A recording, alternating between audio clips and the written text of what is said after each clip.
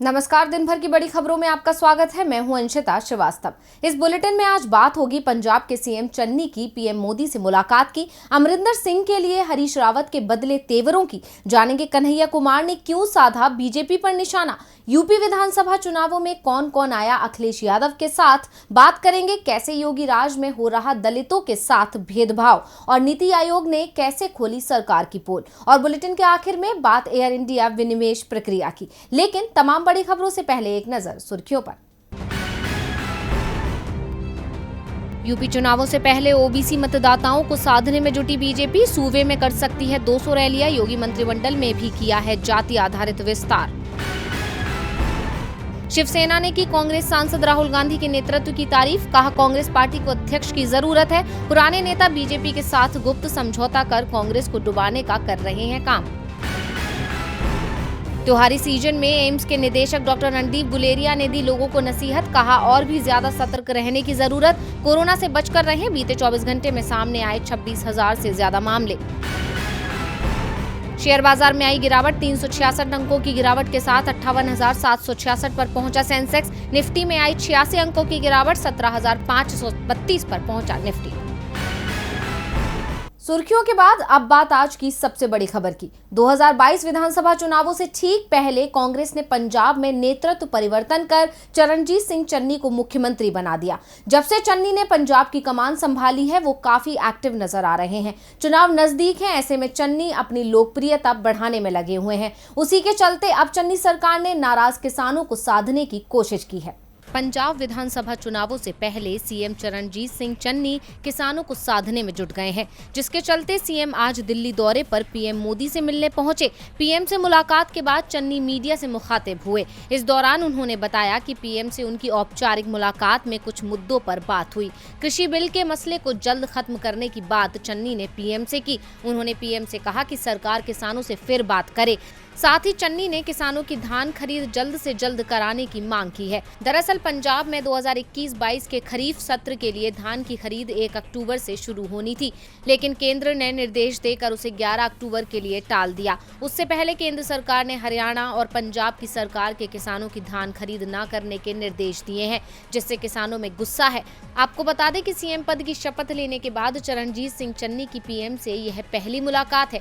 CM Channi Congress आला कमान से भी मुलाकात कर सकते हैं, जिसमें सिद्धू को लेकर चर्चा करेंगे। दरअसल नवजोत सिंह सिद्धू के प्रदेश अध्यक्ष पद से इस्तीफा देने के बाद से ही चन्नी उन्हें मनाने की कोशिश कर रहे हैं, लेकिन आला कमान सिद्धू के आगे नहीं झुक रहा है। न ही सिद्धू को हाईकमान से कोई फोन आया और न ही दिल्ली बुलाया गया। पंजाब विधानसभा चुनाव नजदीक हैं, ऐसे में चन्नी पूरी कोशिश में हैं कि वो कांग्रेस की उम्मीदों पर खरे उतरें और जनता के बीच अपनी लोकप्रियता बढ़ाएं, क्योंकि कैप्टन अमरिंदर सिंह को इसीलिए पद से हटाया गया, क्योंकि उनकी छवि खराब हो चुकी थी और उनके चेहरे पर कांग्रेस पंजाब चुनाव नहीं जीत सकती थी। और ऐसा कहना है पंजाब कांग्रेस प्रभारी हरीश रावत का। दरअसल कांग्रेस से नाराज अमरिंदर सिंह लगातार कांग्रेस पर आरोप लगा रहे थे कि उनका अपमान किया गया, लेकिन अब हरीश रावत ने अपनी चुप्पी तोड़ते हुए अमरिंदर के आरोपों को गलत बताया है और उन पर निशाना भी साधा है। तो क्या बोले रावत, देखिए रिपोर्ट। कल तक कांग्रेस का बखान करने वाले पूर्व सीएम अमरिंदर सिंह के तेवर अब बगावती हो चुके हैं। पार्टी छोड़ने का संकेत दे चुके अमरिंदर लगातार पार्टी पर आरोप लगाते नजर आ रहे हैं, लेकिन अब अमरिंदर के इन तेवरों के चलते पंजाब के कांग्रेस प्रभारी हरीश रावत ने अब अमरिंदर पर निशाना साधा है। सिर्फ कैप्टन पर ही नहीं, हरीश रावत ने बीजेपी को भी आड़े हाथों ले लिया। गौरतलब है कि 2 दिन पहले अमरिंदर की मुलाकात गृह मंत्री अमित शाह से हुई थी, जिसके बाद ही अमरिंदर ने कांग्रेस को छोड़ने की बात कही है। हालांकि उन्होंने ये भी साफ किया है कि वो बीजेपी में शामिल नहीं हो रहे हैं। इसके अलावा अमरिंदर ने कांग्रेस पर आरोप लगाया कि उनका अपमान किया गया, जिस पर अब हरीश रावत का जवाब आया है। यह वक्त सोनिया गांधी के साथ खड़े होने का है। कांग्रेस ने अमरिंदर सिंह को 2 बार सीएम बनाया, उनका बहुत सम्मान किया। 2 बार कॉल कर अमरिंदर को मनाने की कोशिश भी की गई थी। इस बात में कोई सच्चाई नहीं है कि कांग्रेस ने अमरिंदर सिंह का अपमान किया। सहयोगियों और पार्टी नेतृत्व के लगातार याद दिलाने के बावजूद captain captain Amarinder Bargari, drugs और बिजली जैसे महत्वपूर्ण मुद्दों पर अपने वादों को निभाने में विफल रहे। कम से कम 5 बार मैंने कैप्टन साहब के साथ इन मुद्दों पर चर्चा की, लेकिन कोई नतीजा नहीं निकला। इसके अलावा हरीश रावत ने कहा कि पार्टी ने कभी भी कैप्टन का अपमान नहीं किया है। उनको बैठक के बारे में जानकारी थी, उनको बुलाया भी गया, लेकिन उन्होंने आने से इनकार कर दिया। इसके अलावा हरीश रावत ने किसानों का जिक्र करते हुए बीजेपी पर भी निशाना साधा। उन्होंने कहा कैप्टन अमरिंदर सिंह को किसान विरोधी बीजेपी का मददगार नहीं बनना चाहिए। रावत ने आगे कहा कि कैप्टन के हालिया बयान जरूर किसी के प्रभाव में आकर दिए गए हैं। रावत ने आगे कहा कि कैप्टन अमरिंदर सिंह ने जो बातें कही उन पर फिर से विचार करें। रावत ने कहा कि विधायक दल की बैठक सोच समझकर बुलाई गई थी। कैप्टन ने कहा कि वे बैठक में नहीं आएंगे। कांग्रेस पार्टी ने अब तक जो कुछ किया है वह कैप्टन अमरिंदर सिंह के सम्मान के लिए और 2022 विधानसभा चुनाव में पार्टी की संभावनाओं को बढ़ाने के लिए किया है। रावत ने कहा कि ये आम धारणा थी कि कैप्टन और बादल एक दूसरे की मदद कर रहे हैं और उनके बीच एक गुप्त समझौता है। कई मंत्री इस शिकायत के साथ दिल्ली आए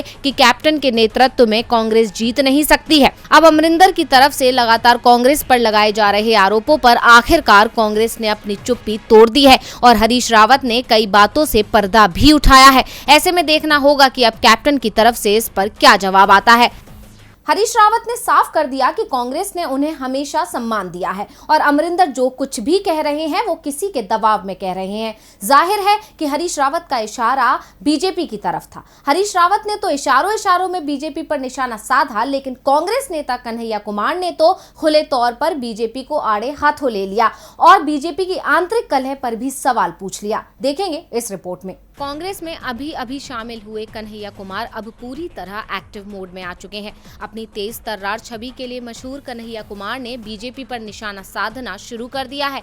जैसा कि आप जानते हैं कि बीते मंगलवार को राहुल गांधी की मौजूदगी में जेएनयू स्टूडेंट यूनियन के पूर्व अध्यक्ष ने कांग्रेस का हाथ थामा था। अब कन्हैया कुमार ने पंजाब में पार्टी में चल रही कलह पर भी अपनी बात रखी है। साथ ही उन्होंने बीजेपी की अंदरूनी कलह का जिक्र करते हुए बीजेपी पर ही निशाना साध दिया। कन्हैया कुमार ने बीजेपी का उदाहरण देकर पूछा कि पीएम मोदी और सड़क परिवहन मंत्री नितिन गडकरी के बीच मतभेदों पर बात क्यों नहीं होती है। साथ ही कांग्रेस नेता कन्हैया कुमार ने कहा कि केवल यही पार्टी है जो बीजेपी से लड़ सकती है। साथ ही पंजाब कांग्रेस में झगड़े और G23 नेताओं के असंतोष पर कन्हैया ने कहा, कांग्रेस चांद की तरह है, कई बार यह बढ़ता हुआ प्रतीत होता है लेकिन यह होता नहीं। फिर भी बीजेपी से लड़ने के लिए यह एकमात्र विकल्प है। परिवार में हमेशा कुछ मुद्दे और शिकायतें होंगी, लेकिन यदि एक तरफ बीजेपी है तो दूसरी तरफ केवल कांग्रेस है। क्यों पीएम मोदी और नितिन गडकरी के बीच मतभेदों को नजरअंदाज किया जाता है? लोग तय करेंगे कि पीएम मोदी के विरोध में वह ममता बनर्जी को अपना नेता चाहते हैं या राहुल गांधी को। कन्हैया कुमार के बयानों से साफ है कि वो पूरे जोश के साथ मैदान में उतर चुके हैं। इससे पहले कांग्रेस की सदस्यता लेते समय कन्हैया कुमार ने कहा था कि सबसे पुरानी पार्टी को बचाए बिना देश को नहीं बचाया जा सकता है। कन्हैया ने कांग्रेस को सबसे पुरानी पार्टी बताने के अलावा इसे सबसे अधिक लोकतांत्रिक भी बताया था। अब कन्हैया कुमार के बयानों से ये तो साफ है कि कांग्रेस ने सही दांव चल दिया है, जिससे दूसरी पार्टियों की मुश्किलें भी बढ़ गई हैं। लेकिन अब देखना होगा कि दूसरी पार्टियां, खासकर बीजेपी, क्या दांव चलेगी। चुनावों में खुद को मजबूत करने के लिए कांग्रेस ने कन्हैया कुमार को पार्टी में शामिल किया है, जिसके बाद कन्हैया लेफ्ट छोड़कर सेंटर में आ गए। अब 5 राज्यों में होने वाले विधानसभा चुनाव नजदीक हैं। ऐसे में दल बदल का खेल चलना तो लाजमी है और ऐसा ही खेल उत्तर प्रदेश में भी चल रहा है। उत्तर प्रदेश में बीजेपी और बीएसपी से नाराज कई दल और संगठन अखिलेश यादव की सपा में शामिल हो गए हैं। कौन कौन देगा सपा का साथ, देखेंगे इस रिपोर्ट में। देश में जब भी चुनाव होते हैं ईवीएम का मुद्दा सुर्खियों में आ जाता है और बीजेपी की मुश्किलें बढ़ जाती हैं। 4 महीने बाद 5 राज्यों में विधानसभा चुनाव होने हैं। उसके पहले एक बार एसपी के अध्यक्ष अखिलेश यादव के ईवीएम को लेकर दिए बयान ने राजनीतिक गतिविधियां तेज कर दी हैं। अखिलेश यादव ने ईवीएम पर सवाल उठाते हुए एक बड़ा दावा किया है। उन्होंने कहा है कि अमेरिका जैसा देश बैलेट का इस्तेमाल कर रहा है। अगर देश में ईवीएम की जगह बैलेट से चुनाव होते हैं तो यूपी में बीजेपी बैलेट पोल हार जाएगी और एक बार फिर समाजवादी पार्टी की सरकार बनेगी। इससे पहले भी अखिलेश ने कार्यकर्ताओं को ईवीएम और डीएम से अलर्ट रहने की अपील की थी। अखिलेश ने आरोप लगाया था कि बिहार में ईवीएम और डीएम ने बेईमानी की, लेकिन बंगाल में नहीं कर पाए। बंगाल में उन्हें सही जवाब मिला। बीजेपी पर निशाना साधते हुए अखिलेश ने कहा कि जहां सीएम योगी दौरा करके लौटते हैं वहां किसी न किसी की जान चली जाती है। उन्होंने गोरखपुर मामले का जिक्र किया और कहा कि जिस पुलिस पर भरोसा था उसी ने जान ले ली और फरार हो गए। ये फरार हैं या सरकार ने इन्हें फरार किया है। उन्होंने अपने कार्यकर्ताओं से कहा है कि वे बिना समय गंवाए अपने अपने क्षेत्रों में पूरी मुस्तैदी से जुट जाएं। इस कार्य में कोई कोताही ना हो, बूथ पर तनिक भी चूक नहीं होनी चाहिए और कार्यकर्ता यह ना भूलें कि उन्हें ऐसा अवसर दोबारा मिलने वाला नहीं है। अखिलेश ने अभी से ही अपनी पार्टी को मजबूत करने के लिए काम शुरू कर दिया है। समाजवादी पार्टी के साथ कई संगठनों के लोग भी जुड़ गए हैं। बीएसपी और बीजेपी से नाराज हुए कई लोगों ने एसपी का दामन थाम लिया। अखिलेश ने दावा किया कि भारतीय जनता पार्टी में पिछड़ा वर्ग अध्यक्ष डॉक्टर अरुण कुमार मौर्य भी सपा के हो गए हैं। पूर्व विधायक राम प्रकाश कुशवाहा और बुंदेलखंड के पूर्व विधायक विनोद चतुर्वेदी ने भी सपा ज्वाइन कर ली। उन्होंने कहा कि बीजेपी से कोई भी खुश नहीं है, इसलिए सभी बीजेपी को छोड़कर सपा में आ रहे हैं। समाजवादी पार्टी की प्रेस कॉन्फ्रेंस में सपा सुप्रीमो अखिलेश यादव की मौजूदगी में दलित महासभा अध्यक्ष राहुल भारती ने आज पूरे दल के साथ समाजवादी पार्टी ज्वाइन कर ली, जिससे पार्टी को बहुत फायदा भी हो सकता है, क्योंकि विधानसभा चुनाव दलित केंद्रित होता जा रहा है। लेकिन योगी सरकार के लिए चुनावों का दलित केंद्रित होना मुसीबत बन सकता है, क्योंकि योगी राज में दलितों के साथ भेदभाव हो रहा है। आगामी 2022 विधानसभा चुनाव दलित पर ही केंद्रित हो गया है। कांग्रेस ने पंजाब में दलित सिख समुदाय से आने वाले चरणजीत सिंह चन्नी को मुख्यमंत्री बनाया है। जहां कांग्रेस दलितों को उच्च पदों पर बैठा रही है, तो वहीं केंद्र ने भी दलितों को अपने मंत्रिमंडल में जगह दी है। दलितों को साधने के लिए ही उत्तर प्रदेश में अचानक मंत्रिमंडल विस्तार भी किया गया, लेकिन योगी राज वाले उत्तर प्रदेश में असल में दलितों के साथ दुर्व्यवहार किया जा रहा है, जिसने सबका साथ सबका विकास का नारा देने वाली सरकार की पोल खोल दी। कई सवाल खड़े कर दिए कि समानता की बातें करना सरकार का सिर्फ एक दिखावा है। दरअसल स्मृति ईरानी के निर्वाचन क्षेत्र अमेठी में प्राथमिक विद्यालय बनपुरवा में तैनात प्रधान अध्यापक पर दलित छात्रों के साथ जातिगत भेदभाव करने का आरोप लगा है। मंगलवार को संग्रामपुर थाने पहुंचे एक दलित परिवार ने शिकायती पत्र देकर कहा कि इस स्कूल में पढ़ने वाले दलित बच्चों को दोपहर के भोजन के दौरान अलग पंक्ति में बैठाया जाता है। भेदभाव की शिकायत करने पर प्रधान अध्यापिका दलित बच्चों की पिटाई भी करती है। बच्चों को स्कूल इसलिए भेजा जाता है जिससे उनके अंदर अच्छे संस्कार आ सकें, लेकिन ऐसा स्कूल जहां खुद प्रधान अध्यापक ही बच्चों के अंदर भेदभाव की भावना पैदा कर रहा हो, ऐसे स्कूल के बच्चों का क्या भविष्य होगा। वहीं दूसरी तरफ ये मामला सरकार को भी सवालों के घेरे में खड़ा करता है, क्योंकि अगर राज्य की कानून व्यवस्था अच्छी होगी तो कोई भी इस तरह की हरकत करने से पहले 1000 बार सोचेगा। लेकिन उत्तर प्रदेश से इस तरह की खबरें अक्सर सामने आती रहती हैं। इससे पहले मैनपुरी से भी इस तरह की खबर सामने आई थी। हालांकि मामला संज्ञान में आने के बाद कार्रवाई जारी है। अब देखना होगा कि इस पर क्या फैसला होता है। उत्तर प्रदेश में चुनावों से कुछ महीने पहले दलितों को साधने के लिए अचानक मंत्रिमंडल विस्तार किया गया, लेकिन योगी राज में जमीनी स्तर पर क्या चल रहा है, इस बात का खुलासा हुआ स्मृति ईरानी के निर्वाचन क्षेत्र अमेठी से आई खबर से, जिससे साफ हो गया कि सरकार सिर्फ दिखावा करती है। वैसे सरकार के झूठे दावों की पोल तो नीति आयोग ने भी खोल दी है। दरअसल नीति आयोग ने एक सर्वे ने सरकार को कटघरे में लाकर खड़ा कर दिया है। क्या कहता है सर्वे, देखिए रिपोर्ट।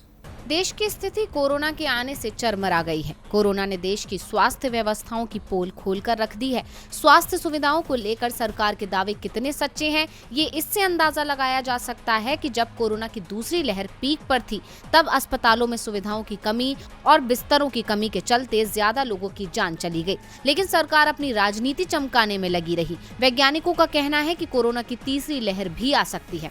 तो अगर देश में कोरोना की तीसरी लहर आती है तो क्या हाल होगा देश का, इसकी पोल नीति आयोग के एक सर्वे ने खोल दी है। आयोग ने देश के 36 राज्यों और केंद्र शासित प्रदेशों के 707 से अधिक अस्पतालों की प्रदर्शन मूल्यांकन रिपोर्ट जारी की है। इसमें आयोग ने बताया है कि सरकार की तीसरी लहर को लेकर किए जा रहे स्वास्थ्य सुविधाओं के दावे कितने सच्चे हैं। आयोग ने जब सर्वे किया तो पाया कि बिहार के प्रति 1 लाख आबादी पर अस्पताल के बिस्तरों का औसत सबसे कम दर्ज किया गया है। बिहार में मात्र 6 बिस्तर प्रति 1 लाख की आबादी पर हैं। जो कि प्रस्तावित संख्या से काफी नीचे था। भारत में औसतन एक जिला अस्पताल में प्रति 1 लाख की आबादी पर 24 बिस्तर रखने की सिफारिश की जाती है। पुडुचेरी में प्रति 1 लाख की आबादी पर 222 बिस्तर हैं, जो सबसे ज्यादा है। एक रिपोर्ट को स्वास्थ्य एवं परिवार कल्याण मंत्रालय और WHO इंडिया ने आपसी सहयोग से तैयार किया है। रिपोर्ट में अन्य जिलों में बेड के आंकड़ों का भी जिक्र किया गया है। नीति आयोग की रिपोर्ट में ये भी कहा गया कि 15 राज्य और केंद्र शासित प्रदेश के जिला अस्पताल में बिस्तरों की औसत संख्या को बनाए रखने में नाकाम रहे हैं, जिनमें बिहार का नाम सबसे ऊपर है। उसके बाद झारखंड, तेलंगाना और यूपी है। मध्य प्रदेश में भी 20 बिस्तर प्रति 1 लाख लोगों पर मौजूद हैं। आयोग की इस रिपोर्ट ने कोरोना काल में किए जा रहे सरकारों के वादों की पोल खोलकर रख दी है। साथ ही ये भी बता दिया है कि अगर तीसरी लहर आती है तो देश के हालात और खराब हो सकते हैं। और बुलेटिन के आखिर में बात एयर इंडिया विनिवेश प्रक्रिया की। कर्ज में डूबी एयर इंडिया को नया मालिक मिल गया है। टाटा सन्स के पास एयर इंडिया की वापसी हो चुकी है। ऐसी तमाम खबरें सुबह से ही सुनने में आ रही थी, लेकिन इन खबरों को निवेश और सार्वजनिक संपत्ति प्रबंधन विभाग ने सिरे से नकार दिया है और कहा है कि अभी तक नाम फाइनल नहीं किया गया है। और क्या कहा सचिव ने, जानिए इस रिपोर्ट में। सरकारी अधिकार वाली विमानन कंपनी एयर इंडिया के विनिवेश की प्रक्रिया अंतिम चरण में है।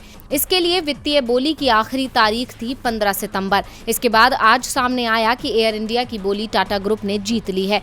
टाटा ग्रुप की बोली सरकार के तय किए गए रिजर्व प्राइस से करीब 3000 करोड़ रुपए ज्यादा है। बीते 2 हफ्ते पहले एयर इंडिया की बिडिंग शुरू हुई थी, जिसमें स्पाइस जेट और टाटा के बीच टक्कर देखने को मिल रही थी, लेकिन टाटा ने स्पाइस जेट के अजय सिंह से लगभग 5000 करोड़ ज्यादा बोली लगाकर एयर इंडिया को जीत लिया। लेकिन इन खबरों को पूरी तरह नकारते हुए department of investment and public asset management यानी निवेश और सार्वजनिक संपत्ति प्रबंधन विभाग के सचिव ने एक ट्वीट किया और कहा कि नाम अभी तक फाइनल नहीं किया गया है। साथ ही उन्होंने लिखा कि AI विनिवेश मामले में भारत सरकार द्वारा वित्तीय बोलियों के अनुमोदन का संकेत देने वाली मीडिया रिपोर्ट गलत है। सरकार के निर्णय के बारे में मीडिया को सूचित किया जाएगा जब यह लिया जाएगा। सुबह से चली आ रही मीडिया खबरों को सचिव ने सिरे से नकार दिया है और कहा है कि जब फैसला लिया जाएगा तब मीडिया को बता दिया जाएगा। आपको बता दें कि कल यानी 30 सितंबर को विनिवेश पर बने कोर ग्रुप की बैठक में इस रिपोर्ट पर चर्चा हुई। अगले हफ्ते एयर इंडिया विनिवेश पर मंत्रियों की कमेटी की बैठक होनी है, जिसके अध्यक्ष अमित शाह हैं। उस बैठक के बाद ही आधिकारिक घोषणा की उम्मीद है। यह 2007 में घरेलू ऑपरेटर इंडियन एयरलाइंस के साथ मर्जर के बाद घाटे में है। एयर इंडिया पर करीब 60,000 करोड़ रुपए का कर्ज है। तो आज इस बुलेटिन में बस इतना ही। देखते रहिए DV लाइव। नमस्कार।